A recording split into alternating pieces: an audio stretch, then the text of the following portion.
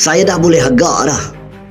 Yang pertama, bila Perikatan Nasional benarkan bersatu gunakan logo Perikatan Nasional, saya boleh agak dah. Dia tak ikhlas. Perikatan Nasional tak ikhlas dah.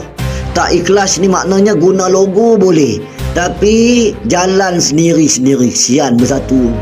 Sian abah kau. Kesian Azmin Ali. Azmin Ali siap cakap apa? Oh, kita ada jentera, kita ada mahasiswa, kita ada lalas sekali. Hari ni hari pencalonan lah. Sedih lah. Oh, tak sedih lah? Saya sedih. Abah kau pun cakap juga lagi. Tapi sedih lah. Saya tengok air muka abah kau pun sedih. Sedih lah. Dia sebenarnya pilihan raya adalah hari pencalonan menggambarkan kekuatan awak. Sudahlah. Sian abah kau. Tapi tak boleh buat apa ha? Nak bergaduh dengan apa? Azmin Ali kata dia ada.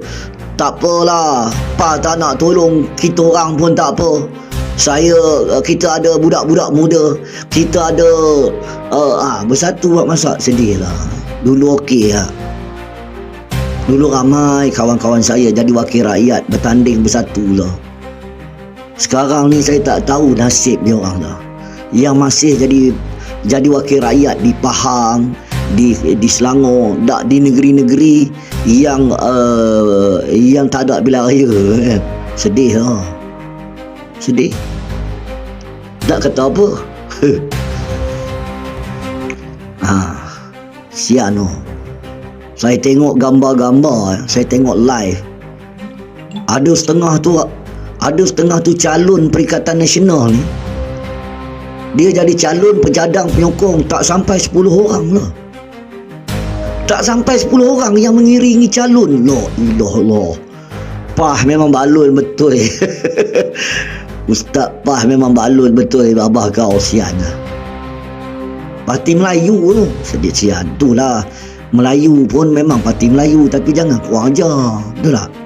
Jangan kurang. Sebab tu bila kita kata, saya dah lama dah cakap bahawa bersatu ni dia hidup bernafas.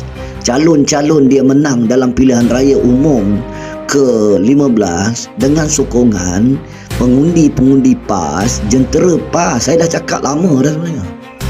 Memang saya dah cakap lama dah suruh PAS mufarakah dengan bersatu. Akhirnya saudara jadi kenyataan lah. Mufarakah sungguh. Tapi yang sedih tu, saya bukan sedih pasal apa. Saya sedih PAS izinkan bersatu gunakan logo Perikatan Nasional. Izin. Ambil lah logo ni nak pakai sangat kan. Sedih satu hal, malu pun ada lah. Betul lah orang cakap ha? Jangan buat main dengan parti PAS. Jangan buat main dengan parti PAS. Maknanya sah dah. Sah dah bahawa yang bagi kemenangan kepada calon-calon bersatu pada pilihan raya umum ke-15 dulu ialah jentera PAS, penyokong PAS, ahli PAS. Ini awak tengok hari ni saudara, baru hari pencalonan. Bagaimana bila nanti berkempen tak apa sebab boleh gunakan media sosial. Kan? Tak apa, tahan lagi. Tapi bukan semua orang pandai media sosial. Orang tua-tua yang duduk kampung saluran 1 tak apa pandai. PAS tak akan bagi jentera kat bersatu. Saya ingat bukan saja tak bagi jentera saudara. Malahan bukan saja jentera, PAS tak akan arahkan pengundi-pengundi ahli-ahli PAS memangkah bersatu walaupun Perikatan Nasional. Sebab mereka dah bercerai kasih talak tiada. Jadi kat sini saudara, saya sedih. Saya nak cerita, saya sedih dulu lah. Sebab saya ni pernah bertanding pilihan raya. Saya pernah bertanding bebas. Saya ingat penyokong bebas masa saya bertanding lagi ramai saudara daripada penyokong bersatu. Sedih lah. Awak bayang hari pencalonan kalau macam tu gaya lah. PAS ajar betul-betul satu.